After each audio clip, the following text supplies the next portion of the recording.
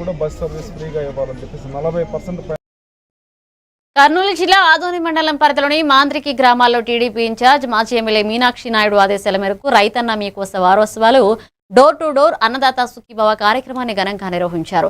ఈ కార్యక్రమంలో TDP senior నాయకులు ఉమాపతి నాయకుడు కుమారుడు కొంగ సిద్ధార్థ నాయుడు, రాష్ట్ర Kurva corporation chairman Devendrappa, TDP నాయకులు రంగస్వామి నాయుడు పాల్గొన్నారు. ఈ సందర్భంగా సిద్ధార్థ నాయుడు మాట్లాడుతూ రైతులను ఇంటింటికి కలిసి ప్రభుత్వం అమలు చేస్తున్న సంక్షేమ పథకాలపై అవగాహన కల్పిస్తున్నామన్నారు. రైతుల సమస్యలను తెలుసుకుని వాటి పరిష్కారానికి కృషి చేస్తామన్నారు. కార్యక్రమంలో రాష్ట్ర హౌసింగ్ బోర్డు డైరెక్టర్ రామకృష్ణ, మండలాధ్యక్షుడు శివప్ప, రంగన్న, లక్ష్మీనారాయణ పాల్గొన్నారు. పడుతుంది ఎప్పుడైతే మళ్ళీ నువ్వు ఆన్లైన్లో పేరు తీసేస్తారో నీకు రాదు. ఒకవేళ తల్లిదండ్రులు ఎవరైనా విడిభాగాలు చేసుకుంటే కొడుకులకు ఒక కొడుకు ఒకరికి వస్తారు.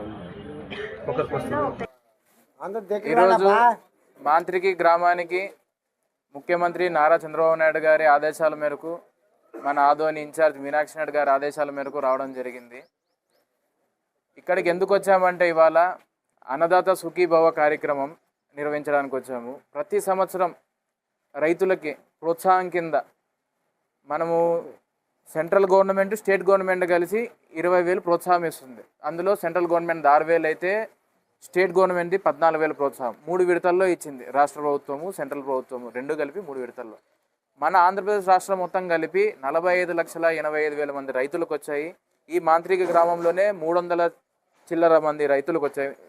350 ఉన్నాయి ఈ గ్రామంలో వచ్చాయి. 1 కోటి చిల్లర ఈ గ్రామానికే వచ్చింది అమౌంట్, 1 కోటి చిల్లర. రాష్ట్రం మొత్తం కలిపి 9,000 కోట్ల రూపాయలు, రాష్ట్రం మొత్తం కలిపి లోటు బడ్జెట్లో ఉన్న 9,000 కోట్ల రూపాయలు ఈ కార్యక్రమం కోసం ప్రభుత్వం వేచిచ్చింది. కేంద్ర ప్రభుత్వం అన్ని స్క్రీన్ అవుట్ చేసేసి బంద్ చేసింది. మళ్ళీ మనకి ఏమన్నా వాళ్ళ నుంచి కొత్తగా మనం ఆల్రెడీ ప్రతి మీటింగ్లో కూడా అడుగుతున్నాము. ఇది 6 సంవత్సరాల నుంచి